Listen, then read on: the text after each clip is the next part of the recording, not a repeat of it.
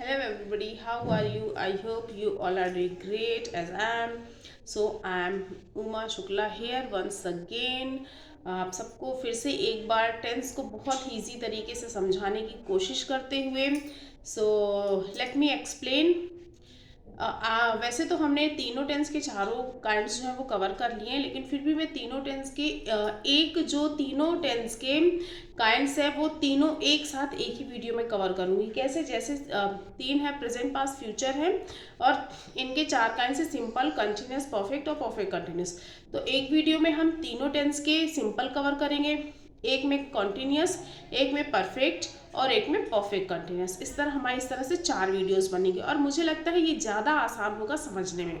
Okay, सो चलिए शुरू करते हैं सिंपल और प्रेजेंट के साथ। सिंपल प्रेजेंट का जो स्ट्रक्चर होता है वो सब्जेक्ट के साथ V1 V5 प्लस ऑब्जेक्ट होता है। तो भाई सब्जेक्ट के साथ वर्ब की फर्स्ट फॉर्म और फिफ्थ फॉर्म क्या है? ये होती है, ये प्रेजेंट में आपको ज़्यादातर देखने के लिए मिलेगी कि प्रेजेंट में अगर आपका सब्जेक्ट सिंगुलर है। अब सब्जेक्ट क्या होता है? सब्जेक्ट होता है नाउन और प्रोनाउन, यानी किसी भी वाक्य को होने के लिए हमें सब्जेक्ट चाहिए होता है, वर्ब चाहिए होता है और ऑब्जेक्ट चाहिए होता है। ओके, सब्जेक्ट क्या है? सब्जेक्ट नाउन प्रोनाउन है। वर्ब क्या है? वर्ब जो सुबह से शाम तक आप जितने भी काम करते हो वो सब वर्ब हो गए। अब ऑब्जेक्ट क्या है? ऑब्जेक्ट आप जो कर रहे होते हो, जिस तरीके से कर रहे होते हो वो आपका ऑब्जेक्ट होता है। तो मेरे इसमें सब्जेक्ट और वर्ब होती है।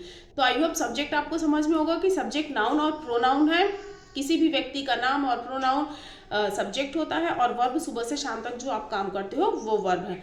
जैसे आई टीच, मैं पढ़ाती हूँ, तो मैं हो गई सब्जेक्ट, और टीच यार हो गया पढ़ाना, तो वो हो गया वर्ब, आई हो गया सब्जेक्ट, टीच हो गया verb. So it's very easy. Okay, अब ये सब्जेक्ट के साथ V1 V5 क्यों लगता है सिंपल प्रेजेंट में? वो इसलिए लगता है कि अगर आपका सब्जेक्ट सिंगुलर है, यानी नाउन प्रोनाउन सिंगुलर है, ही शी इट और किसी पर्टिकुलर एक पर्सन का नाम है, तो उसके साथ में वर्ब की फिफ्थ फॉर्म लगती है। और अगर आई वी यू दे आ है तो उसके साथ वर्ब की फर्स्ट फॉर्म लगती है। तो वर्ब की फिफ्थ फॉर्म क्या है? वर्ब की फिफ्थ फॉर्म वो है जिसमें यस और ईएस लग जाता है। यानी आप जो भी काम करते हो, उठना बैठना, खाना पीना, नहाना धोना, पढ़ना लिखना, सब वर्ब, कम, गो, राइट, रीड, स्टैंड, सिट, इन सब के साथ यस लग जाएगी। कम का कम्स, गो का गोस, टुक का टेक का टेक्स, नो का नोस, बात का बात्स, कॉम का कॉम्स, कुक का कुक्स, वॉश का वॉशेस। तो ये सब हो गई आपकी वर्ब की फिफ्थ फॉर्म। यानी जिस वर्ब में यस या ईएस लग जाए वो V5 हो गया, और वो हमेशा सिंगुलर सब्जेक्ट के साथ ही आता है। सब्जेक्ट सिंगुलर तो वर्ब सिंगुलर, सब्जेक्ट प्लूरल तो वर्ब प्लूरल। वर्ब की फर्स्ट फॉर्म प्लूरल वर्ब कहलाती है और वर्ब की फिफ्थ फॉर्म सिंगुलर वर्ब कहलाती है। जैसे आपके नाउन प्रोनाउन होते हैं कि सिंगुलर नाउन, प्लूरल नाउन, वैसे ही वर्ब होती है, सिंगुलर वर्ब और plural verb. So let's start.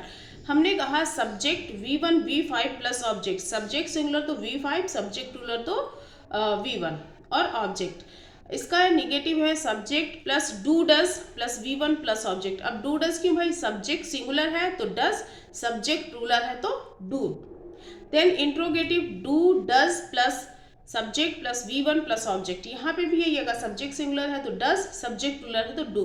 कैसे? Let's we know with example. Okay, I say that I teach English, मैं इंग्लिश पढ़ाती हूँ। तो आई वैसे तो यूज में तो सिंगुलर होता है, लेकिन नेचर में तो सिंगुलर होता है, लेकिन यूज में प्लूरल होता है। तो आई के साथ क्या लगता है? हमेशा आई के साथ वर्ब की फर्स्ट फॉर्म लगेगी। आई टीच इंग्लिश, मैं इंग्लिश पढ़ाती हूँ। I do not teach English, मैं इंग्लिश नहीं पढ़ाती। डू आई टीच इंग्लिश, क्या मैं इंग्लिश पढ़ाती हूँ? तो ये आई जो है ये हमने प्लूरल फॉर्म में लिया।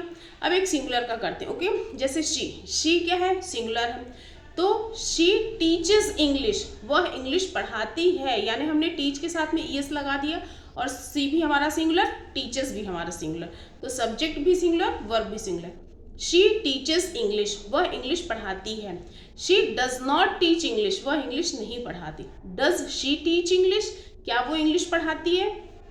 तो इस तरह हमने सिंगुलर और प्लूरल लेकर देख लिया कि किस तरह से हम प्लूरल में वर्ब की फर्स्ट फॉर्म लेते हैं और सिंगुलर में वर्ब की सेकंड फॉर्म लेते हैं। Okay, now let's start with simple past. Simple past का जो अफर्मेटिव है उसमें होता है subject plus V2 plus object, negative subject plus did plus not plus V1 plus object, और लास्ट में intro did plus V1 plus did plus subject plus V1 plus object plus question mark. Okay, जैसे she taught English. अब हमने she, इसमें तो singular plural बराबर है, आप वर्ब टॉट ही आएगी, वर्ब की सेकंड फॉर्म ही आएगी, चाहे आपका सब्जेक्ट सिंगुलर हो या प्लूरल। एंड पास्ट में कोई भी टेंशन नहीं है सिंगुलर प्लूरल को लेकर, ये सिर्फ प्रेजेंट में होती है।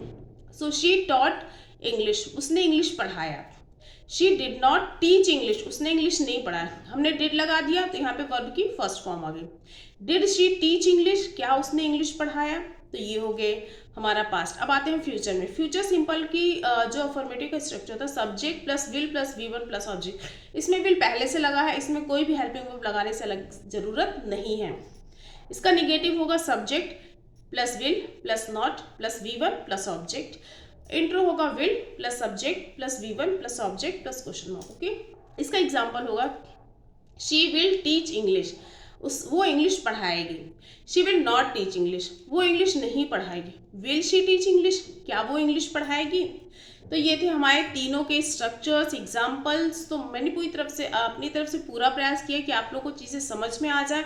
फिर भी अगर नहीं समझ में आती हैं तो आप मुझे बताइए, हम और अच्छे तरीके से इन्हें या फिर बोर्ड में समझाने की कोशिश करेंगे। ओके, तो एक एग्जाम्पल जाते जाते हम और क्लियर कर देते हैं, जिसमें मैं तीनों टेंस को एक साथ कवर करूंगी। ओके, सिर्फ एक एग्जाम्पल के साथ।